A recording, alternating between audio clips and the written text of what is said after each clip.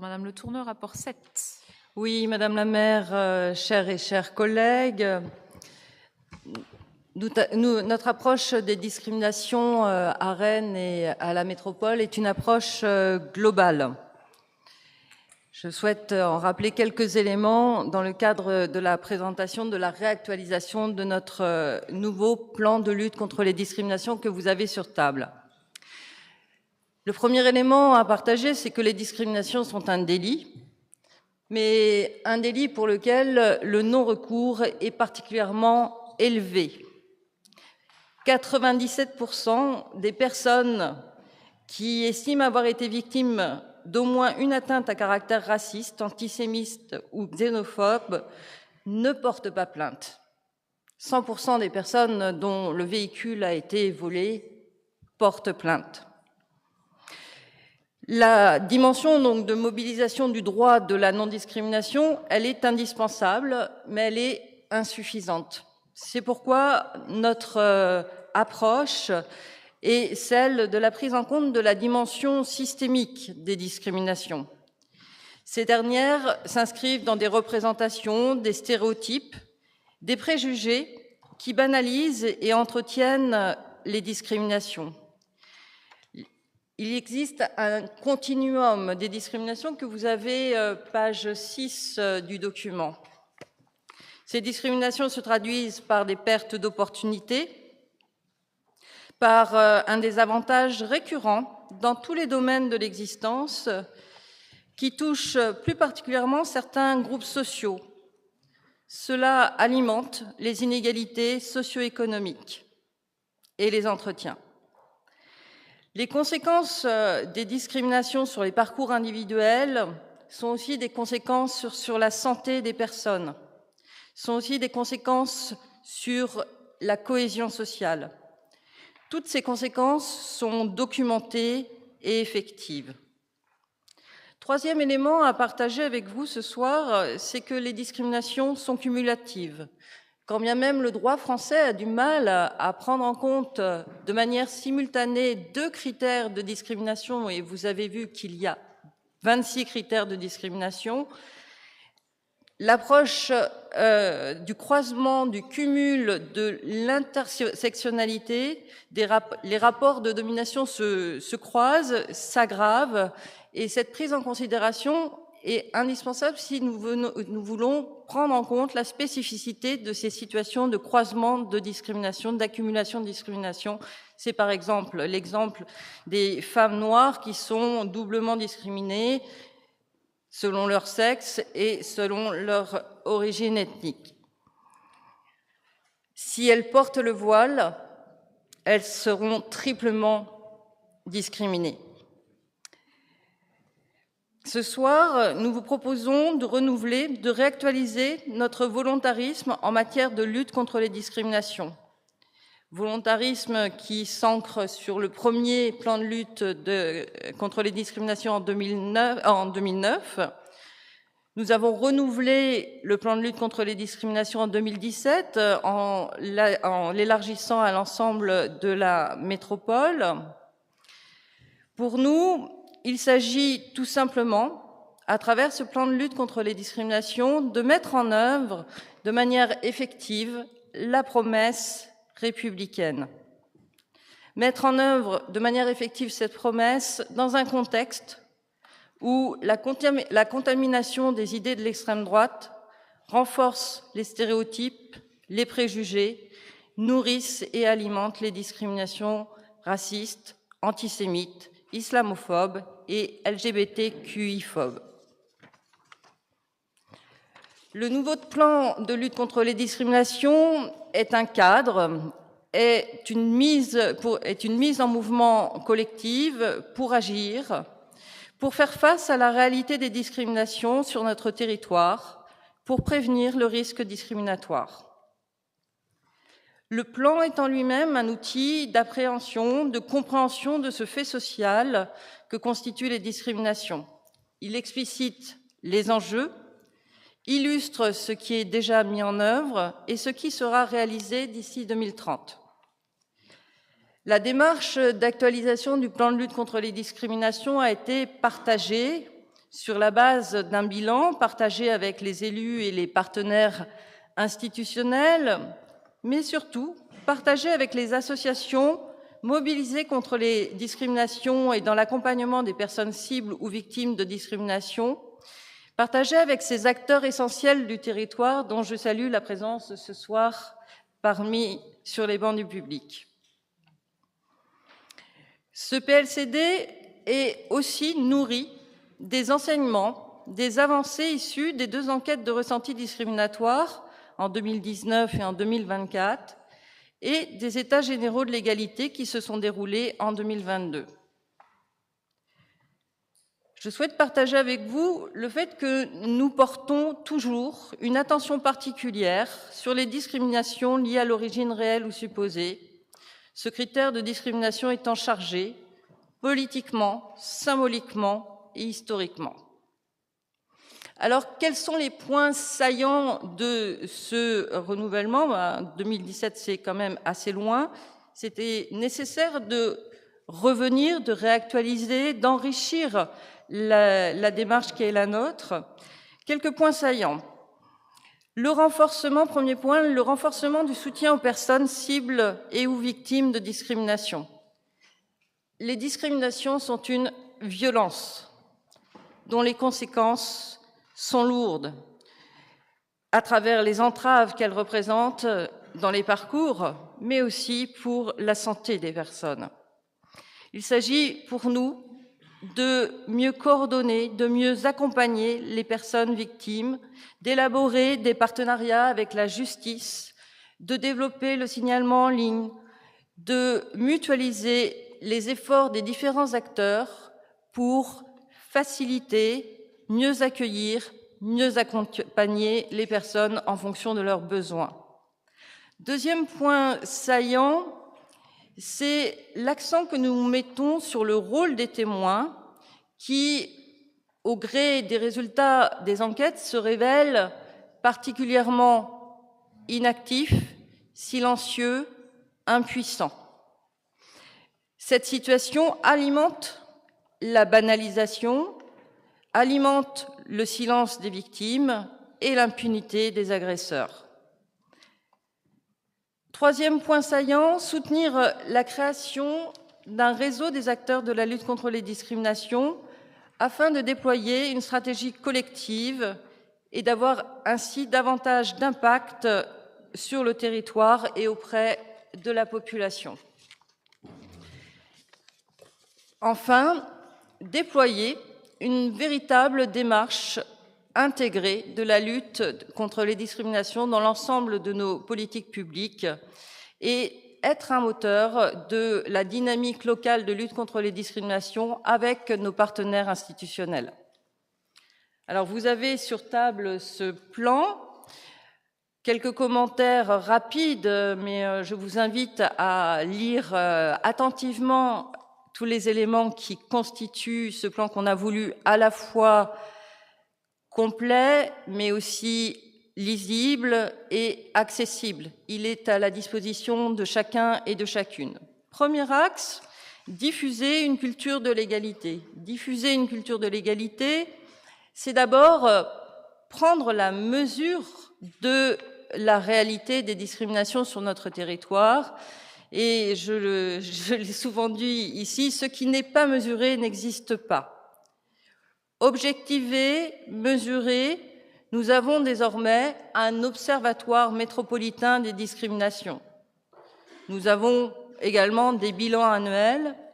L'enjeu pour les années à venir, c'est de déployer des enquêtes thématiques, c'est aussi de pouvoir déployer des testings. Deuxième élément de cette diffusion de la culture de l'égalité, c'est évidemment tous les temps forts à destination des Rennaises et des Rennais autour des grandes dates qui sont finalement à chaque fois des mises à l'agenda politique des sujets qui traversent cette politique de lutte contre les discriminations. Et je souligne que ces temps forts ne sont pas des temps forts initiés strictement et menés strictement par la ville.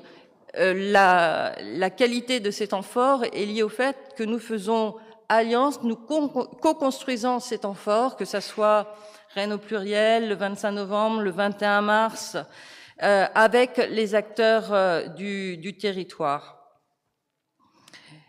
Poursuivre aussi, diffuser la culture de l'égalité, c'est ces temps forts, cette mise à l'agenda politique, cette légitimation de la question des discriminations, mais c'est aussi équiper chacun et chacune.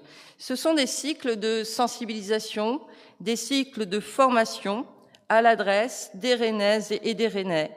Formation sur l'interculturalité, sur le plurilinguisme et la glottophobie, sur la lutte contre le racisme et les discriminations, sur l'histoire et les mémoires de l'immigration. L'enjeu pour 2030, c'est de poursuivre ce travail de sensibilisation, de formation, notamment à l'adresse de l'ensemble des associations dans le cadre de la responsabilité sociale et environnementale des associations, avec un principe d'autodiagnostic et un programme de formation pour justement aller au-delà des simples constats. Il s'agira aussi de poursuivre l'expérimentation de nouveaux formats, de diversifier les formats qui permettent finalement de toucher aussi la population dans sa diversité. Je pense à des ateliers créatifs, au café égalité, je pense aux stages d'autodéfense et de répartie. Deuxième axe, soutenir, accompagner, outiller et fédérer les associations partenaires du territoire. Cet axe, il est fondamental, car le volontarisme de nos institutions ne pourrait pas à lui seul suffire pour transformer la norme, irriguer l'ensemble du territoire. Ce deuxième axe, il est aussi indispensable parce que, en matière de discrimination, il y a parfois une défiance qui est soutenue par un certain nombre de réalités. Et donc, se faire confiance, faire alliance avec les acteurs et les actrices du territoire pour faire bouger la norme et transformer, enfin mieux équiper le territoire. Donc, soutien, bien sûr, financier, dialogue avec les acteurs, co-construction d'outils, et j'en ai parlé, le réseau des acteurs et actrices de la lutte contre les discriminations à l'échelle métropolitaine. Ça sera aussi un enjeu. Nous avons beaucoup de cadres, d'instances de participation citoyenne, de démocratie locale. Nous pensons que la formation de l'ensemble de ces instances à la lutte contre les discriminations est une nécessité. Et puis, bien évidemment, soutenir, accompagner les partenaires du territoire, c'est aussi faire vivre nos comités consultatifs, le Conseil de l'hospitalité. Troisième axe, informer, soutenir et accompagner les personnes cibles ou victimes de discrimination. Accueillir, soutenir, accompagner, c'est générer et rendre accessibles et visibles des espaces de confiance, des espaces ressources où les discriminations qui sont souvent tues puissent se dire, où les collectifs de pairs puissent se construire. Ces espaces de confiance, nous les soutiendrons davantage, et puis nous espérons que, notamment à travers le réseau des acteurs, nous pourrons faciliter le parcours des victimes, les accompagner d'une manière plus globale, du recueil des faits, de la qualification des faits, à la saisine de la justice, en passant par toutes les étapes d'ateliers qui permettent de réparer, qui permettent d'échanger, qui permettent aussi d'alimenter notre connaissance du fait discriminatoire et de mieux outiller notre territoire. Vous l'avez vu en couverture, il est important d'écouter et de croire les victimes et d'accompagner l'action collective. Il s'agit bien d'apporter, d'être facilitateur et aiguillon d'une dynamique collective du territoire. Et puis, je l'ai évoqué, agir en tant que témoin. Il s'agit d'équiper les témoins, de les mobiliser pour qu'ils puissent sortir de la sidération, pour qu'ils puissent sortir de l'impuissance et devenir des alliés avisés. Développer la posture d'allié sera systématisé, le développement de la posture d'allié sera systématisé dans l'ensemble de nos formations. Et elles sont nombreuses. Et enfin, quatrième axe, agir à travers notre action publique. C'est d'abord agir dans le cadre de notre responsabilité employeur. Vous savez que nous avons obtenu un label, le label AFNOR Égalité Diversité, mais ça c'est la cocarde. Nous avons développé un plan d'action égalité diversité professionnelle. Nous avons toujours une cellule d'écoute, d'accompagnement des situations potentiellement de harcèlement ou de discrimination, Discrim Alert. Nous renouvellerons les enquêtes de ressenti discriminatoire en interne et nous poursuivrons le travail de sensibilisation de l'ensemble des agents et des agentes pour déployer la culture de l'égalité. Diffuser, agir dans notre action publique, c'est aussi irriguer l'ensemble de nos politiques publiques. Irriguer l'ensemble de nos politiques publiques, les exemples sont nombreux parce que un certain nombre de politiques publiques sont déjà dans cette dynamique.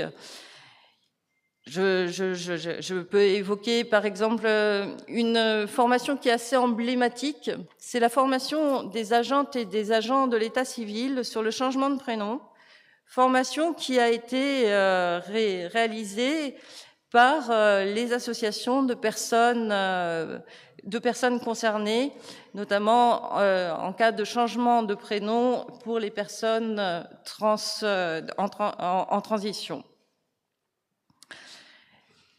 Diffuser la lutte contre les discriminations dans l'ensemble de nos politiques publiques, c'est aussi se doter d'indicateurs que nous n'avons pas suffisamment pour pouvoir avoir un suivi au long cours des actions que nous menons, qui sont souvent très précieuses, très justes, mais nous avons du mal à les quantifier et c'est un des objectifs de ce plan.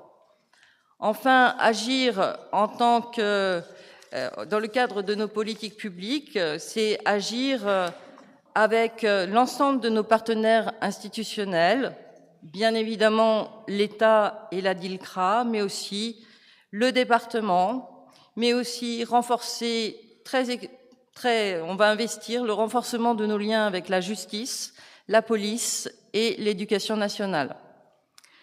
Ce plan de lutte contre les discriminations sera évalué de manière annuelle dans le cadre du comité de suivi local qui est constitué d'institutions, de partenaires locaux, de services et d'élus de la ville et de la métropole.